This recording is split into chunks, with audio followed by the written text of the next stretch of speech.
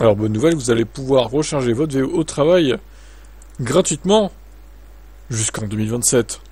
Ah, ça fait plaisir. Une bonne nouvelle pour les VE.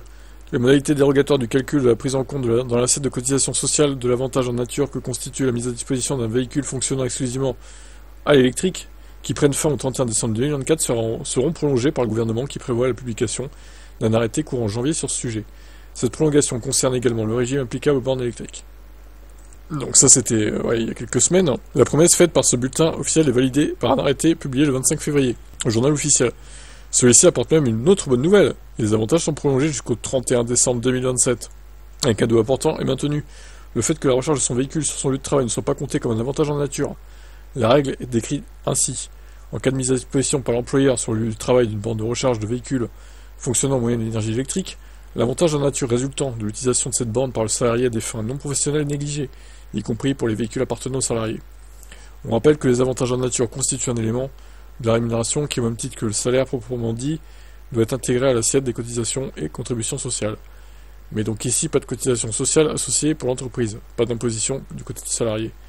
Parmi les autres dispositions qui sont prolongées en cas de mise à disposition d'un véhicule électrique, l'évaluation de l'avantage en nature ne tient pas compte des frais d'électricité engagés par l'employeur pour la recharge du véhicule et est calculée après l'application d'un abonnement de 50% dans la limite de 2000,30 € par an.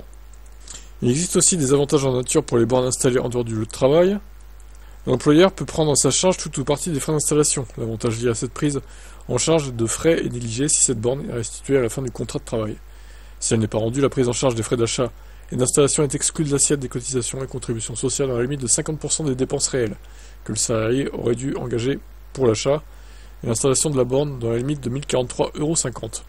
Si la borne a plus de 5 ans, ces limites sont portées respectivement à 75% des dépenses réelles que le salarié aurait dû engager et à 1565,20 €, valeur au 1er janvier 2025. L'exclusion à hauteur de 50% s'applique pour les frais d'entretien de la borne.